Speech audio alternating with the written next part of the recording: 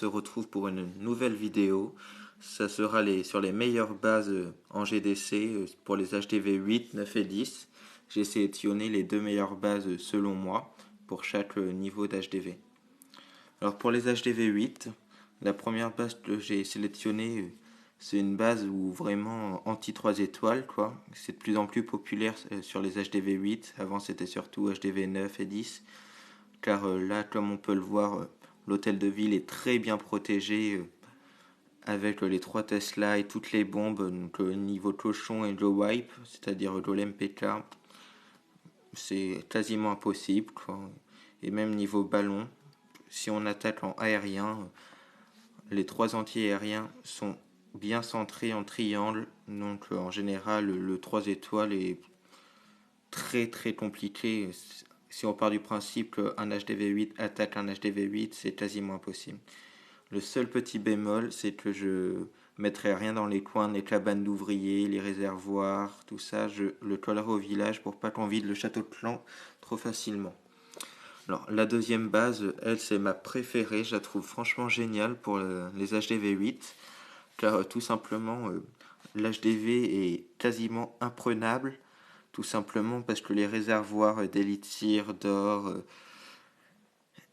et des tiers noirs contiennent beaucoup de vie, quoi. Ils ont franchement beaucoup de points de vie, donc les adversaires seront obligés de les détruire avant de détruire l'HDV, et pendant ce temps-là, les Tesla pourront s'en charger, sachant que les Tesla sont les unités de défense qui donnent le plus de dommages par seconde de toute la chauffe-clan. Bon, à part les tours de l'enfer, évidemment, mais pour les HDV 8, il n'y a pas mieux, je pense. Et maintenant, c'est les HDV 9. Alors, la première base que j'ai sélectionnée, c'est aussi une base anti-3 étoiles. On regarde tout simplement, les anti-aériens sont vraiment bien répartis. Il y a 2 bombes à chaque fois là et là, 2 bombes géantes l'une à côté de l'autre. Donc pour les cochons, c'est mort aussi.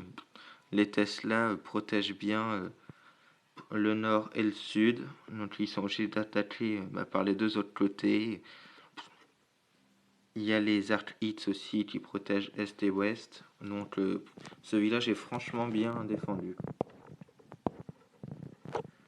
Ce village, c'est aussi une base anti-3 étoiles. Très souvent l'HDV est pris, assez facilement même, mais c'est très rare de faire 3 étoiles.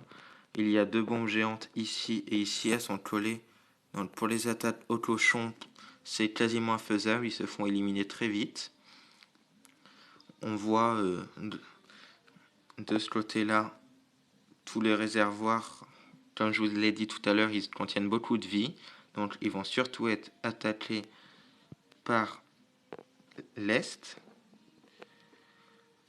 Donc l'HDV sera souvent pris, mais tout le reste, en général, c'est 1 voire 2 étoiles maximum. Donc, cette base de mon côté, c'est celle que j'ai choisie. Et elle fonctionne très bien. Je me suis jamais pris de 3 étoiles. Je conseille. Et maintenant, les HDV 10. Pareil, j'ai sélectionné 2 bases.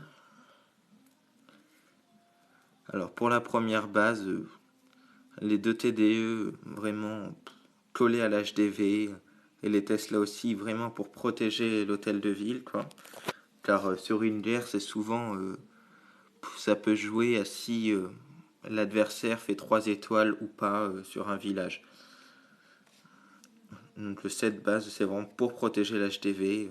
Après les petites bombes ici, en général, vu que là c'est très ouvert, on a tendance à attaquer par ce côté-là, donc les petites bombes pour détruire toutes les troupes, quoi, même les golems et tout, ça va très vite. Donc celle-là, je la conseille. Pour la dernière base, c'est aussi une base anti-3 étoiles. Donc l'hôtel de ville sera aussi pris très souvent.